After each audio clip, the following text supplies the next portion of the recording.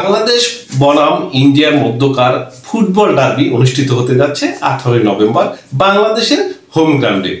বাংলাদেশ 2003 সাল থেকে অর্থাৎ প্রায় 22 বছর যাবৎ ইন্ডিয়ার সাথে কোনো ম্যাচ ফুটবলে জয়লাভ করতে পারছে না।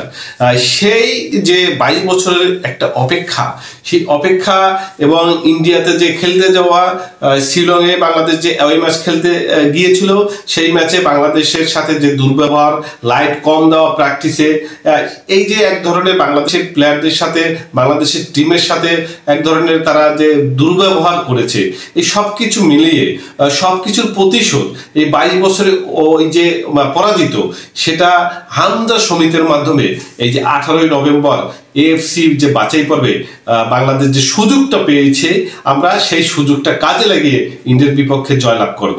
তো ব্যাপারটা হচ্ছে যে এএফসি বাছাই পর্বে ম্যাচটা হলেও এএফসি বাছাই পর্বে বাংলাদেশে অর্জন করার আর কিছু নেই, ইন্ডিয়ারও তেমন কিছু অর্জন করার নেই। অর্থাৎ ইন্ডিয়া এবং বাংলাদেশ দু দলে অলরেডি এএফসি বাছাই পর্ব থেকে ছিটকে পড়েছে। কিন্তু এই ম্যাচটা হচ্ছে, এই যে ম্যাচটা অনুষ্ঠিত হতে যাচ্ছে বাংলাদেশের হোম গ্রাউন্ডে, সেটা হচ্ছে মর্যাদার লড়াই। দুই পক্ষেরই, অর্থাৎ ইন্ডিয়া এবং বাংলাদেশের দুই দলেরই হচ্ছে এটা মর্যাদার লড়াই। অর্থাৎ কেন মর্যাদার লড়াই? দুই দেশের সাথে যখনই হোক সেটা ফুটবলে, হোক সেটা ক্রিকেটে, কিন্তু বা যে কোনো খেলায়, সেক্ষেত্রে কিন্তু এক ধরনের উত্তেজনা কাজ করে দর্শকদের মধ্যে।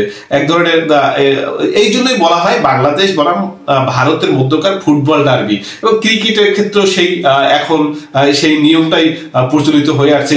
ইন্ডিয়া বনাম বাংলাদেশ যখন খেলা হয় তখন কিন্তু ক্রিকেটও সেই ধরনের উত্তেজনা বিরাজ করে। যাই হোক, এই নভেম্বরের যে 18 তারিখ বাংলাদেশের অনুষ্ঠিত হবে ন্যাশনাল স্টেডিয়ামের যে ম্যাচটা, সেই ম্যাচটা এই 22 বছরের দুঃখ দূর করার জন্য আমাদের যে প্লেয়ার আছে তাদের যে শেষ মিনিটে এসে গোল খাওয়া বা ড্র করা, সেই জায়গা থেকে বেরিয়ে আসবে।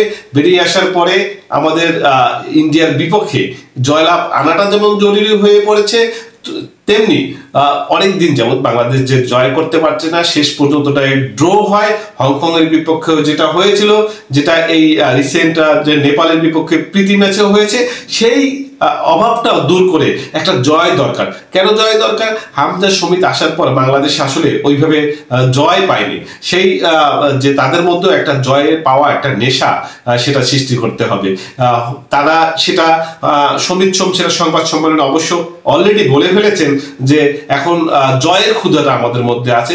ড্র আসলে কোনো ব্যাপার না, আমাদের ফলাফল অর্থাৎ রেজাল্ট চাই। দর্শক যেহেতু রেজাল্ট চাই, সেটা 22 তারিখেই, 18 তারিখে আমরা দেখতে পাবো ইন্ডিয়ার বিপক্ষে। এবং সেটা বোঝা যায় যে দর্শকদের মধ্যে যে অলরেডি সেটা আরো 4-5 দিন আগেই টিকিট সোল্ড আউট হয়ে গেছে। দর্শক থাকবে কানায় কানায় এবং বিভিন্ন জায়গায়, দেশের বিভিন্ন জায়গায়, বড় বড় শহরগুলোতে এবং স্টেডিয়ামের বাইরেও বড় বড় জায়ান্ট স্ক্রিনে খেলা দেখাবে সরাসরি। এবং আমরাও সেই খেলার সাথে যুক্ত থাকবো এই ইউটিউব চ্যানেলে, যুক্ত থাকবো ফেসবুক পেজে। Thank you.